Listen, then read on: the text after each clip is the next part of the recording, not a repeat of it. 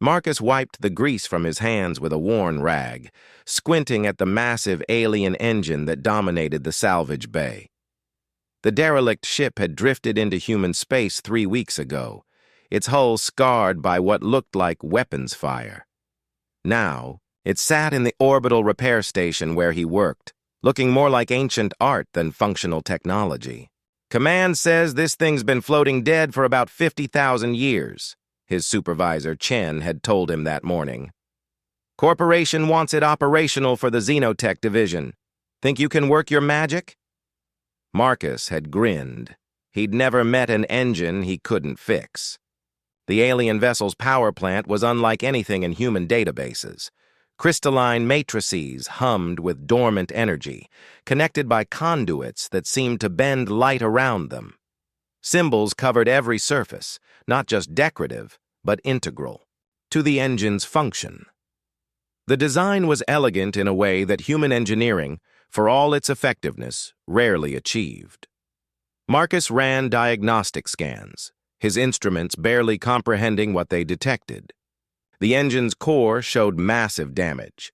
Hairline fractures throughout the primary crystal assembly, several burnt-out power couplings, and what appeared to be a catastrophic overload in the main control matrix. Whoever built this knew their stuff, he muttered, pulling up schematics on his tablet. But entropy gets everything eventually. He started with the basics, cleaning corrosion from the power couplings, replacing damaged conduits with human-manufactured alternatives.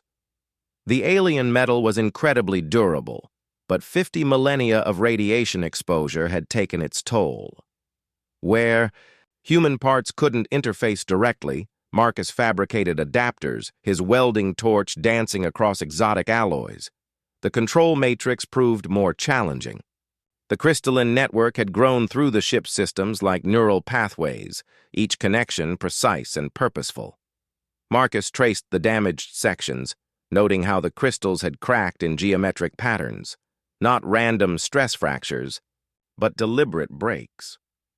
"Looks like someone tried to shut this down in a hurry," he observed, sketching the damage pattern. "Like they were trying to prevent something." Halfway across the galaxy, automated monitoring stations suddenly came online for the first time in 50,000 years. Ancient artificial intelligences, programmed with a single imperative, began analyzing the signals they detected. The Devourer engine, the weapon that had ended the Zephyrian Empire and consumed 17 star systems, was showing signs of reactivation. Emergency broadcasts began transmitting across the galactic core. Marcus, oblivious to the panic spreading through a dozen alien civilizations, continued his work. He'd identified the engine's primary control sequence and was painstakingly repairing each damaged crystal. The mathematical precision required was staggering. Each crystal had to be cut to exact specifications, aligned within nanometer tolerances, and integrated into the overall matrix. "It's like a three-dimensional circuit board," he explained to Chen during a coffee break. "Except the circuits are made of solidified energy, and the logic gates exist in 11 dimensions. Pretty straightforward, actually." Chen stared at him. "Marcus, sometimes I think your brain works differently than everyone else's." "Different how?" "Most people would look at that thing and see an impossible alien artifact. You see a repair job." Marcus shrugged. "An engine's an engine. Doesn't matter if it runs on fusion, antimatter, or crystallized time. The principles are the same. Controlled energy release, directed through mechanical systems to produce motion. Everything else is just engineering details." By the third day, he'd replaced 60% of the damaged crystals and rerouted power flow around the remaining dead sections. The engine was responding to his modifications, its harmonic frequency slowly building toward operational parameters. Marcus found himself humming along with the alien machinery. Its resonant tone was oddly musical. The first test activation was scheduled for the following morning. Marcus ran final diagnostics, cross-referencing power flow patterns with structural integrity reports. Everything looked good. Better than good, actually. His human-made components were somehow improving the engine's overall efficiency.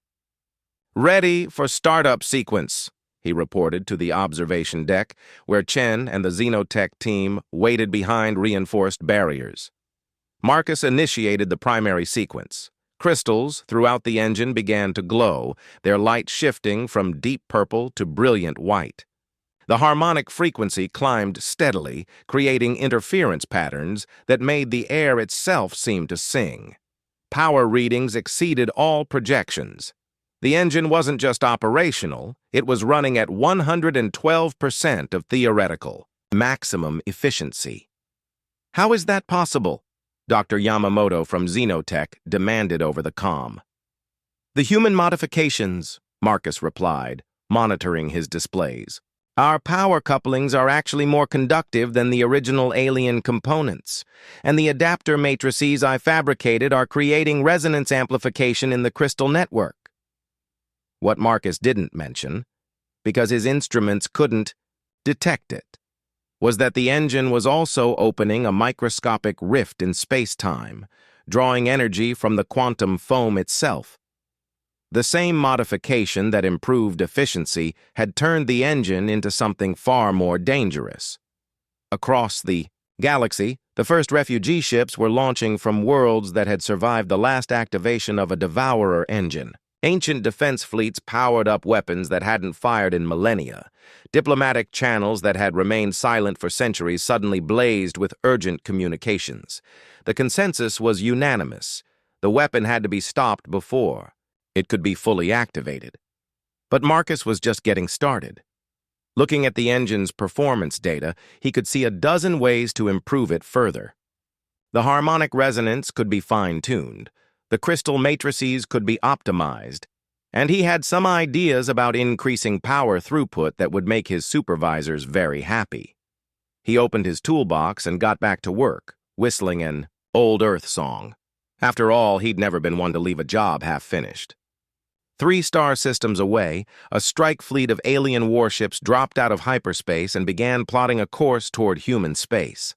They had one mission: stop the human mechanic before he accidentally destroyed half the galaxy. Marcus, meanwhile, was having the best day of his career. The alien engine was a masterpiece of engineering, and he was making it better. What more could a mechanic ask for? In the depths of space, reality itself began to tremble.